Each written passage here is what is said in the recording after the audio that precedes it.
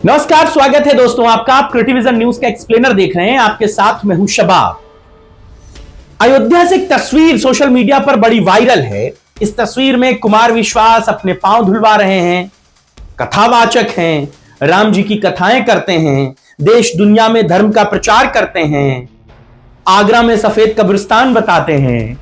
तो इनके पांव तो धुले जाने चाहिए क्योंकि ये भगवान के नाम का प्रचार करते हैं। लेकिन पांव धो कौन रहा है? एक श्रोता, एक वक्ता का पैर धुल रहा है या फिर एक दलित, एक ब्राह्मण का पैर धुल रहा है? इस तस्वीर के दो मायने हैं। पहला मायना यह जो आप देख पा रहे हैं कि कुमार विश्वास ब्राह्मण होने के बावजूद एक दलित से पांव धुलवा रहे हैं, और दूसरा जो नजरिया है वो ये कि एक व्यक्ति टिकट के लिए क्या क्या नहीं करता। आज इन्हीं दोनों पहलुओं को आपको बताऊंगा और इस तस्वीर के मायने समझाऊंगा। एक टिकट के लिए इंसान कितना झुक सकता है, यह तस्वीर बताती है। अयोध्या से आई इस तस्वीर ने इस सवाल का जवाब दे दिया। मंचों पर क्रांति की कविता पढ़ने वाले कुमार विश्वास और सत्ता की सीढ़ी फिर से चढ़ने को आतुर मिल्कीपुर के पूर्व विधायक बाबा गोरखनाथ तस्वीरों में कुमार विश्वास के पैर धोते नजर आते हैं। दोस्तों, यह भक्ति नहीं है, ये राजनीतिक दरबार में हाजिरी है। एक ब्राह्मण कवि, एक दलित नेता, और दृश्य ऐसा मानो 21वीं सदी नहीं बल्कि सामंती सोच का कोई पुराना चैप्टर चल रहा।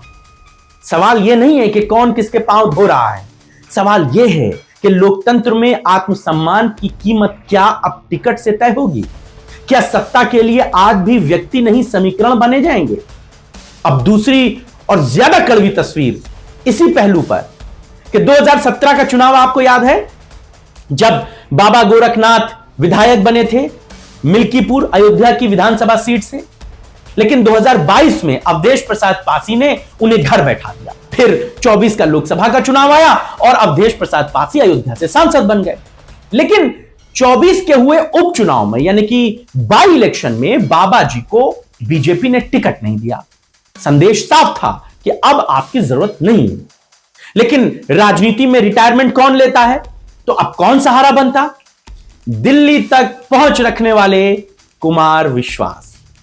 क्या यह पांव सेवा थी? नहीं, दिल्ली वालों को दिखाने का एक सीन था। संदेश यह था कि देखिए, मैं भी लाइन में हूं, बस टिकट चाहिए। 2027 की राजनीति अयोध्या में नहीं, कवि के ड्राइंग रूम से तय हो रही है। ये तस्वीर बोल रही है कि टिकट के लिए तर्क नहीं, तपस्या नहीं, सिर्फ तस्वीर और संपर्क काफी है।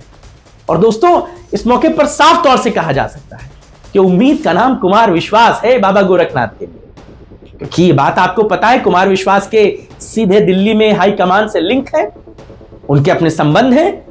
ये पांव सेवा नहीं बल्कि दिल्ली के दरबार को भेजा गया एक सिग्नल था। क्या 2027 का टिकट अयोध्या की जनता नहीं बल्कि कवि के ड्राइंग रूम से तय होगा? और क्या बाबा गोरखनाथ को यह लगता है कि अब यूपी में उनका टिकट नहीं मिल पाएगा, यूपी से उनको टिकट नहीं मिल पाएगा, इसलिए उनको दिल्ली में अपनी लॉबी मजबूत करनी पड़ रही है? और क्या कुमार विश्वास उनके लिए यह काम करेंगे? लेकिन बाबा गोरखनाथ ने तो यही सोच के कवि साहब के पांव पखारे। एक पंक्ति है, उसको पढ़ देता हूं, फिर चर्चा का अंत करूंगा कि कभी जनता के कंधे थे, कभी विचारों का था साथ, अब टिकट की चाह में पांव में ही है विश्वास। जो मंचों से स्वाभिमान की कविता पढ़ा करते थे, आज सत्ता के दर पर वही झुकना सिखा करते हैं। आज राजनीति में ना विचार भारी है, ना संघर्ष, बस संपर्क और तस्वीरें हैं। और जब टिकट कविता से नहीं कनेक्शन से मिलने लगे तो लोकतंत्र नहीं, व्यंग सबसे सच्ची खबर बन जाता है। चर्चा कैसी लगी बताइएगा हमें, आपके राय और विचारों का इंतजार रहेगा। फिलहाल इतना ही, नमस्कार।